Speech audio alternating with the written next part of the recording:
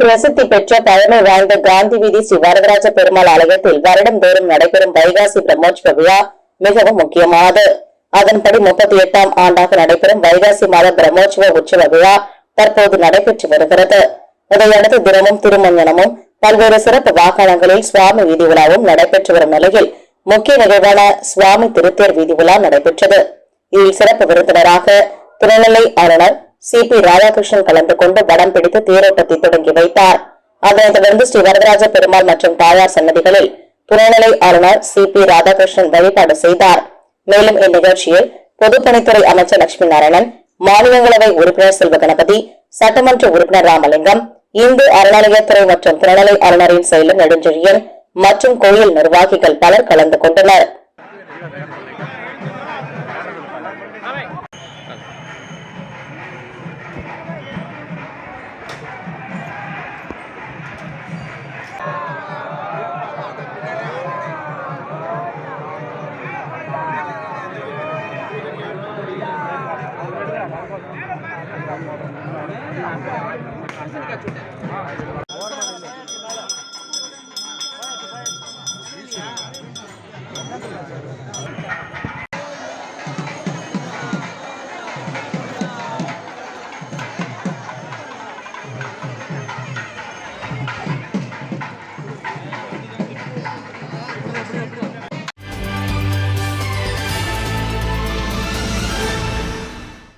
புதுச்சேரி நகரப்பகுதியில் உள்ள உருளையன்பேட்டை தொகுதியில் பொதுமக்கள் பயன்பெறும் வகையில் சட்டமன்ற உறுப்பினர் நேரு தொகுதி முழுவதும் தொடர்ச்சியாக ஆய்வு மேற்கொண்டு பல்வேறு மக்கள் நல பணிகளை செய்து வருகிறார். அந்த வகையில் உருளையன்பேட்டை தொகுதிக்குட்பட்ட நீடராஜப்பையர் வீதியில் பாதாள சாக்கடை தொட்டியில் அடைப்பு ஏற்பட்டு கழிவுநீர் சாலையில் வடிந்தோடும் நிலை ஏற்பட்டது.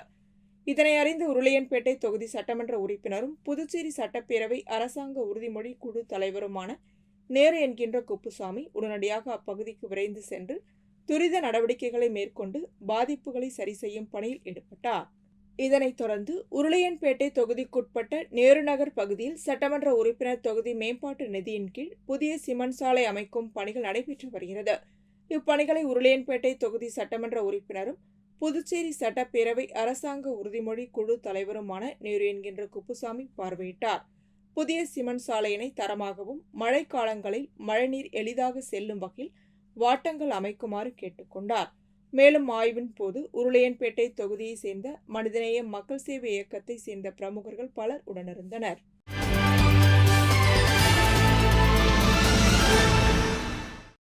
உள்ளாட்சித்துறை வெளியிட்டுள்ள செய்திக்குறிப்பில் புதுச்சேரியில் குப்பை கொட்டுவதால் ஏற்படும் சிரமங்களை போக்கவும் அழகை பராமரிக்கவும் வேண்டி உள்ளாட்சித்துறை பல்வேறு நடவடிக்கைகளை எடுத்து வருகிறது. அதன் ஒரு பகுதியாக நகராட்சி மற்றும் கொம்யூன் பஞ்சாயத்து ஆணையர்கள் சாலையோர ஆக்கிரமிப்புகளை அகற்றும் பணியில் ஈடுபட்டு வருகின்றனர். புதுச்சேரி மாநிலத்தில் பல்வேறு பகுதிகளில் புதிய கட்டிடம் கட்டுபவர்கள் பழைய கட்டிட கழிவுகளை சாலை ஓரங்களில் தேக்கி வைத்திருப்பது கண்டறியப்பட்டுள்ளது. இது பாதசாரிகளுக்கு இடையூறு ஏற்படுத்துகிறது. எனவே கட்டிட கழிவுகள் பழைய கட்டுமான பொருட்களை சாலையில் கொட்டுவதை தவிர்க்க வேண்டும். சாலை ஓரங்களில் ஹோட்டல்கள் வைத்திருப்போர் உணவு கழிவுகளை அருகில் உள்ள குப்பை தொட்டிகளில் மட்டுமே போட வேண்டும் அல்லது குப்பை அகற்றும் ஊழியர்களிடம் ஒப்படைக்க வேண்டும். தவறுவோர் மீது நகராட்சி மற்றும் கொம்யூன் பஞ்சாயத்து விதிகளின்படி அதிகபட்ச அபராதம் விதிக்கப்படும். பொது இடங்களில் குப்பைகளை வீசுபவர்கள் மற்றும் கொட்டும் பொதுமக்கள் மற்றும் வணிக நிறுவனங்கள் மீது 500 ரூபாய் முதல் 1000 ரூபாய் வரை அபராதமும், கட்டுமான பொருட்கள் அல்லது கழிவுகளை வீடு மற்றும் வணிக நிறுவனங்கள் முன் அல்லது பொது வெளியில் கொட்டுபவர்கள் மீது 3000 ரூபாய் அபராதமும் விதிக்கவும் முடிவு செய்யப்பட்டுள்ளது. அனைத்து முக்கிய வீதிகளிலும் இருக்கும் சிசிடிவி மூலம் கண்காணித்து தவறு செய்பவர்கள் மீது நடவடிக்கை எடுக்கப்படும். அபராதம் விதித்தும் எச்சரிக்கையை மதிக்காமல் செயல்படுவோர் மீது பிரிவு 133 குற்றவியல் சட்டத்தின் கீழ் வழக்கு பதிவு செய்யப்படும் என அந்த செய்திக்குறிப்பில் கூறப்பட்டுள்ளது.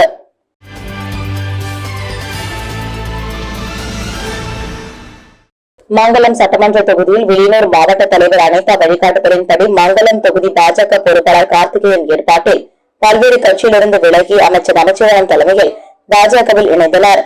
இதில் அன்பு, தன்ராஜ், கோகுல், சரவணன் கலந்து கொண்டு தங்களை பாஜக கட்சியில் இணைத்துக் கொண்டனர். இந்நிகழ்ச்சியில் மாநில அமைப்பாளர் பச்சையப்பன், பாஜக நிர்வாகிகள் பன்னீர், வாழுமணி, கிளை தலைவர் பாலகிருஷ்ணன், வில்லியனூர் மாவட்ட விவசாய அணி துணைத் தலைவர் குமணன், ராமலிங்கம், பரமசிவம் கலந்து கொண்டனர்.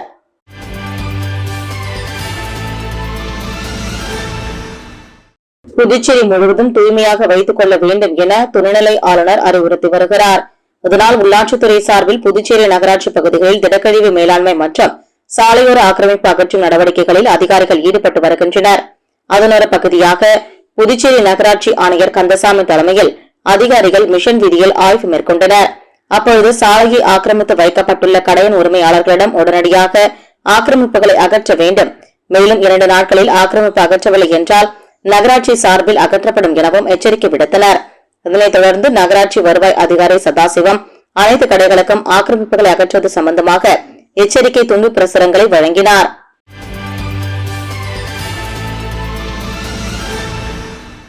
வம்புப்பட்டு கிராமத்தில் முத்துமாரியம்மன் கோவில் அமைந்துள்ளது. இக்கோவில் சடலோற்சவம் அயனாரப்பன் கோவிலில் ஊரணி பொங்கலுடன் துவங்கியது.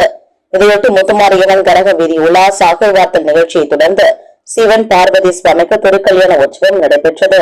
திருக்கல்யாண உற்சவத்தில் விவசாயிகள் மற்றும் பொதுமக்கள் நலன் கருதி வித்தியாசமான முறையில் பல வகைகளுக்கு பதிலாக விவசாயிகள் மூலம் நேரடியாக கிடைக்கக்கூடிய தேங்காய், மாங்காய், எலுமிச்சம், கொய்யாக்காய், நெல்கதிர், நுங்கு, வாழைக்காய், நார்த்தங்காய், பப்பாளிக்காய், ஈச்சங்காய் உள்ளிட்டவை சீர்வரிசை தட்டில் வைக்கப்பட்டிருந்தன. தொடர்ந்து சிவன் பார்வதிக்கு பல்வேறு பூஜைகள் சிறப்பு அலங்காரம் செய்யப்பட்டு பாம்பு நடனத்துடன் திருக்கல்யாண உற்சவம் நடைபெற்றது.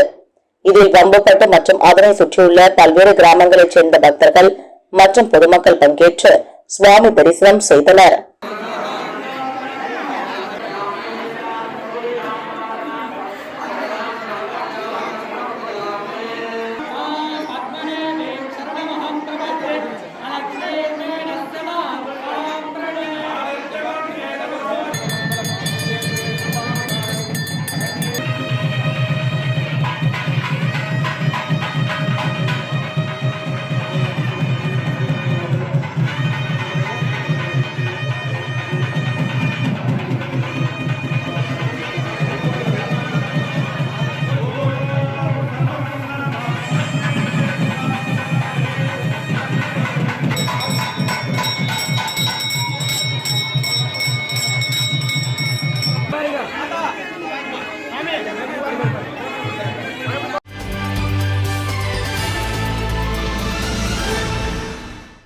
வானூர் வட்டம் பெரும்பை கிராமத்தில் திருக்கோயில் கொண்டு எழுந்தருளியிருக்கும் அருள்மிகு ஸ்ரீ ஏழை மாரியம்மன் கோவில் திருவிழா நடைபெற்று வருகிறது. கடந்த திங்கள் ஊரணி பொங்கல் வைத்தல், செவ்வாய்க்கிழமை அன்று பாற்சார்கை வார்த்தல், செடல் போடுதல், கும்பம் கொட்டுதல் நிகழ்ச்சியும் நடைபெற்றது. அதனைத் தொடர்ந்து முக்கிய நிகழ்வாக 2ஆம் ஆண்டு தேர் திருவிழா வெகு சிறப்பாக நடைபெற்றது. இதில் ஊர் பொதுமக்கள், சுற்று வட்டாரத்தைச் சேர்ந்த ஏராளமான பொதுமக்கள் கலந்து கொண்டு தேரை வடம்பிடித்து இழுத்து சுவாமி தரிசனம் செய்தனர். மேலும் தேர் திருவிழாவினை முன்னிட்டு பல்வேறு இடங்களில் அன்னதானம், நீர்மோர் உள்ளிட்டவை பக்தர்களுக்கு வழங்கப்பட்டது. தொடர்ந்து கருட சேவை நிகழ்ச்சி, அதனைத் தொடர்ந்து தெருக்கூத்து நாடகம் நடைபெற்றது.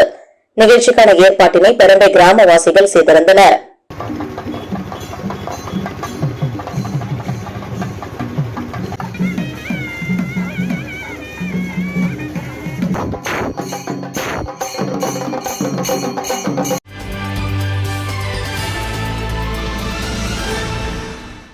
பாமக நிறுவன தலைவர் டாக்டர் ராமதாஸ் பத்திரிகையாளர்களை சந்தித்தார். அப்பொழுது அவர் ஆண்டுதோறும் மின்கட்டண உயர்வை தமிழக அரசு உயர்த்த முயற்சி செய்த நிலையில் பாட்டாளி மக்கள் கட்சி போராட்டம் நடத்தியதன் பேரில் வீடுகளுக்கு மின்கட்டண உயர்வை தமிழக அரசு ரத்து செய்துள்ளது. மின் வாரியத்தில் நடைபெறுகின்ற ஊழல்களை தமிழக அரசு தடுக்க வேண்டும் என வேண்டுகோள் விடுத்தார். இதேபோன்று திமுக தேர்தல் வாக்குறுதிகளாக 510 வாக்குறுதிகள் அளித்த நிலையில் 3 ஆண்டுகள் கடந்தும் தேர்தல் வாக்குறுதிகளில் இதுவரையில் 90% வாக்குறுதிகள் நிறைவேற்றப்படவில்லை என தெரிவித்தார். பொதுமக்களின் முக்கிய தேவைகளான சாதி சான்று, இறப்புச் சான்று, வாரிசு சான்று, இருப்பிடச் சான்று உள்ளிட்ட சான்றிதழ் பெறுவதற்காக ரூபாய் 5000 முதல் 10,000 வரையில் லஞ்சம் கொடுக்கின்ற நிலை ஏற்பட்டுள்ளது. மேலும் அவர் பேசும்போது, கடந்த சில தினங்களாக பெய்து வருகின்ற மழையின் காரணமாக விழுப்புரம் பேருந்து நிலையம் மழை நீரில் தத்தளிக்கின்றது. அம்மழை நீரை வெளியேற்றக்கூட வசதியில்லாத நிலை விழுப்புரம் பேருந்து நிலையத்தில் உள்ளது. இதற்கு காரணம் விழுப்புரத்தில் ஏரியை ஆக்கிரமித்து பேருந்து நிலையத்தை கட்டியதுதான் காரணம் என ராமதாஸ் கூறினார். வெள்ளத்தில் மிதக்கும் பேருந்து நிலையங்கள் விழுப்புரம் மாவட்டத்தில் நேற்று ஓரளவு பெய்த மழைக்கு விழுப்புரம் பேருந்து நிலையம் வெள்ளத்தில் மிதக்கிறது. இதற்கு காரணம் அந்த பேருந்து நிலையம் மீதி பூந்தோட்டம் ஏரியை ஆக்கிரமித்து கட்டப்பட்டதுதான். மழையால் வெள்ளம் ஏற்பட்டால் தண்ணீரை வடிய செய்ய வசதிகள் கூட விழுப்புரம் பேருந்து நிலையத்தில் இல்லை. அந்த வசதிகளை நல்ல வசதிகளை செய்ய வேண்டும்.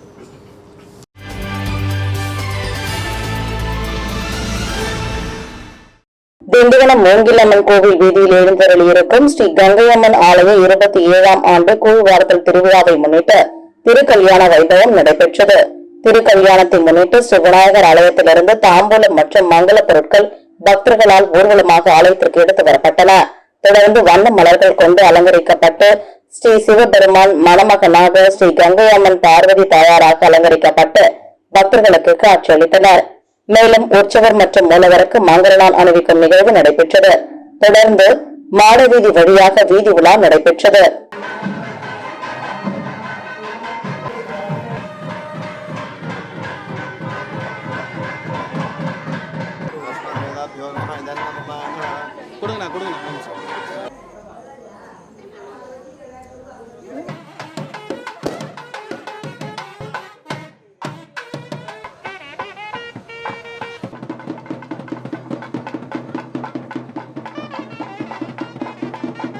இதேபோல் திண்டிவனம் வட்டம் உடைமையாம்பிகை உடனரை அருள்மிகு ஸ்ரீ கைலாசநாதர் திருக்கோவில் திருக்குட நன்னீராட்டு பெருவிழா நடைபெற்றது.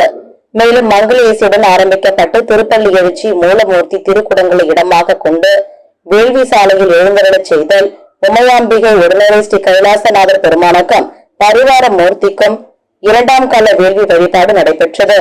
தொடர்ந்து மூலிகை திருவடி விண்ணப்பம், அருளர் அமுதம், பேரொழிய வழிபாடு ஆகியவை நடைபெற்றன.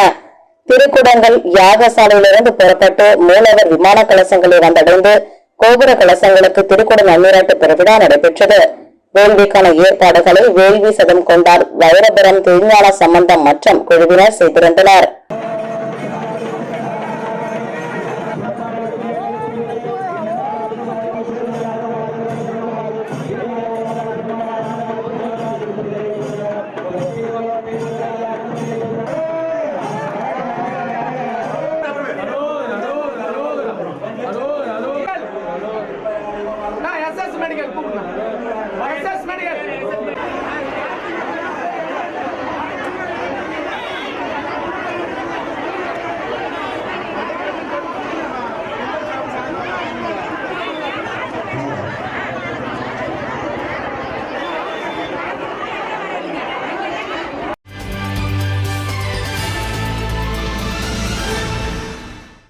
புதுச்சேரி காவல்துறையானது இளைஞர்கள் மத்தியில் போதைப் பொருட்களுக்கு எதிர்ப்பான விழிப்புணர்வு பிரச்சாரங்களை மேற்கொண்டு வருகிறது. இதனொரு பகுதியாக புதுச்சேரி கராத்தே சங்கம் மற்றும் கேரம் அசோசியேஷன் ஆகியோருடன் இணைந்து சே நோ ட்ரக்ஸ் என்ற கருத்தை மையமாக வைத்து உருளையன்பேட்டை காவல் நிலையம் சார்பில் குற்றப்பின்னணி உள்ளவர்கள் மற்றும் மாணவர்களுக்கான போதைப் பொருள் ஒழிப்பு விழிப்புணர்வு கேரம் போட்டி நடைபெற்றது. புதுச்சேரி அமலோற்பம் பள்ளியில் நடைபெற்ற கேரம் போட்டியில் புதுவை மாநிலத்திலிருந்து 10 குழுக்களைச் சேர்ந்த சுமார் 60க்கும் மேற்பட்ட மாணவ மாணவிகள் பங்கேற்றனர்.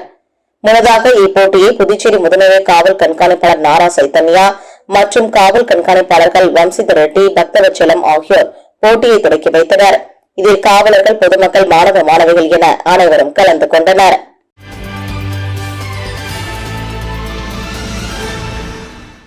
புதுச்சேரி அரசு நலவழித்துறை சார்பில் தேசிய காசநோய் ஒழிப்பு திட்டத்தின் கீழ் காலாப்பட்டு அரசு சுகாதார மற்றும் நல்வாழ்வு மையத்தில் காசநோய் தடுப்பூசி செலுத்தும் சிறப்பு முகாம் நடைபெற்றது. இந்நிகழ்ச்சியில் சுகாதார பெண் மேற்பார்வையாளர் ஷகிலா வரவேற்புரையாற்றினார். தலைமை மருத்துவ அதிகாரி மேரி ஹெப்சிபாய் மற்றும் மருத்துவ அதிகாரி பிரதீப் குமார் பொதுமக்களிடையே காசநோய் தடுப்பூசி முக்கியத்துவம் பற்றி எடுத்துரைத்து விழிப்புணர்வு ஏற்படுத்தினர். சுகாதார உதவியாளர் மதிவாணன், கிராமப்புற செவிலியர்கள் விருத்தாம்பாள், சித்ரா, லலிதா முன்னிலை வகித்தனர். நிகழ்ச்சிக்கான ஏற்பாட்டினை ஆஷா பணியாளர்கள் அனிதா, ஜெயசீலி, கலைவாணி, நந்தினி, மகாலட்சுமி, ஜெயந்தி செய்திருந்தனர். தரவு நுழைவு ஆபரேட்டர் கேசவன் நன்றி உரையாற்றினார்.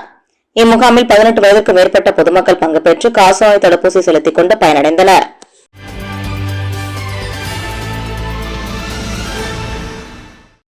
வில்லியனூர் ஸ்ரீ கோகிலாம்பிகை சமேத ஸ்ரீ திருக்காமேஸ்வரர் ஆலயம் அமைந்துள்ளது. பௌர்ணமி நாளில் மாட வீதியை பௌர்ணமி விழா குழுவினர் 118வது மாதமாக வலம் வந்து தரிசனம் செய்தனர். இம்மாதம் பௌர்ணமியை முன்னிட்டு ஆலயத்தில் உள்ள பிரம்ம தீர்த்தத்திற்கு சிறப்பு தீபாராதனை செய்யப்பட்டது. இதில் பக்தர்கள் கலந்து கொண்டனர். மேலும் இதனைத் தொடர்ந்து பௌர்ணமி விழாவில் கலந்து கொண்ட பக்தர்கள் அனைவருக்கும் அன்னதானம் வழங்கப்பட்டது. விழாவிற்கான ஏற்பாடுகளை பௌர்ணமி விழா குழுவினர் முருகன், செம்மன்னேரி ஜெயகணேஷ், பரமநாதன், சிவகுமார், மணிகண்டன், ஆறுமுகம், இளைஞர் குழுவினர் மற்றும் பலர் கலந்து கொண்டனர். நிகழ்ச்சிக்கான ஏற்பாட்டினை பௌர்ணமி விழாக்குழு மற்றும் இளைஞர் குழு செய்திருந்தனர். மேட்டுப்பாளையம் பகுதியில் அமைந்துள்ள அருள்மிகு ஸ்ரீ களம்காத்த கருமாரியம்மன் ஆலயத்தில் வைகாசி மாத பௌர்ணமியை முன்னிட்டு ஊஞ்சல் உற்சவ விழா நடைபெற்றது. முன்னதாக அம்மனுக்கு சிறப்பு அபிஷேகம் மற்றும் தீபாரதனையும் சிறப்பு சந்தனக்க அலங்காரத்தில் பூஜையும் பம்பை வாத்தியம் முழங்க தீச்சட்டி எடுத்தல் நிகழ்ச்சியும் நடைபெற்றது. இதில் பக்தர்கள் கலந்து கொண்டு தீச்சட்டி எடுத்து தங்களது நேர்த்தி கடனை செலுத்தினர். அதனைத் தொடர்ந்து மகாதீபம் ஏற்றுதல் நிகழ்ச்சியும் உற்சவர் சிறப்பு அலங்காரத்தில் உட்பிரகாரம் வலம் வந்து தொடர்ந்து ஊஞ்சல் உற்சவ நிகழ்ச்சி நடைபெற்றது. விழாவில் கலந்து கொண்ட பக்தர்கள் அனைவருக்கும் அன்னதானம் வழங்கப்பட்டது.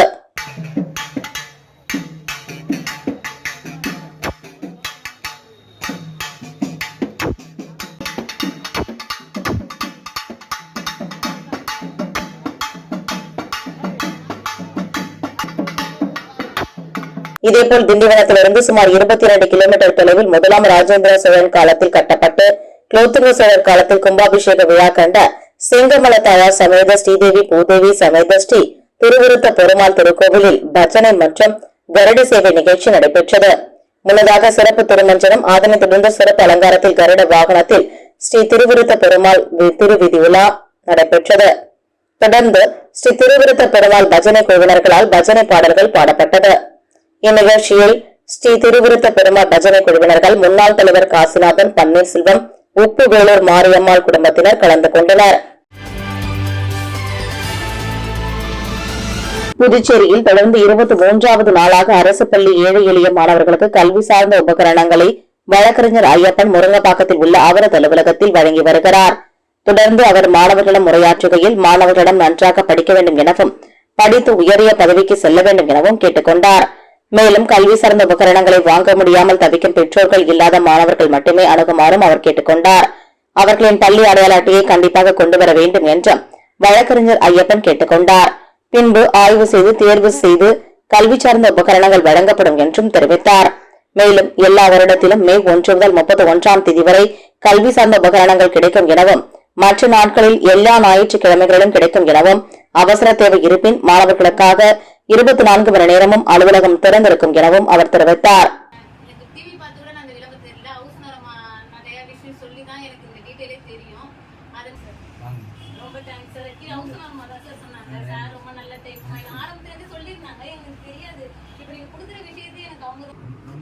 ரொம்ப நன்றி. எல்லாம் திருப்தியாக இருந்தது சார். உங்களுக்கு எப்போதுமே கிடைக்கும், வருஷம் கிடைக்கும். நீங்கள் வந்து வாங்கிக்கிங்க. ரொம்ப நன்றி. நல்லா படிக்கணும்பா, நல்லா படிக்கணுமா, நல்லா படிக்கணும். ஓகேங்களா? ஃபஸ்ட்டு மார்க் நீ தான் எடுக்கணும். ஓகேவா?